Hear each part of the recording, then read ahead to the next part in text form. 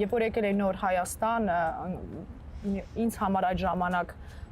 կարոտած արյունը քաշում էր ինձ այստեղ, բայց ինձ համար դեռ օտար տարածք։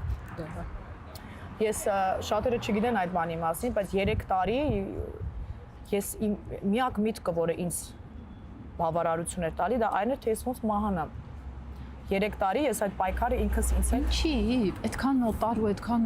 տարբեր էր իրականությունը։ շատ։ Այսինքն այն կարոտը, որը քո մեջ կար ու քո ծնողների ձևավորած Հայաստանը եւ իրականությունը տարբեր Ես եկել եմ այստեղ, իմ ծնողները ինձ հետ չեն, իհարկե ամեն ձև ինձ օգնում են, բայց Գերմանիայից ես այստեղ մենակ իմ մորաքույրն էր իմ կողքին, ով մահացել այս մի քանի տարի առաջ, բայց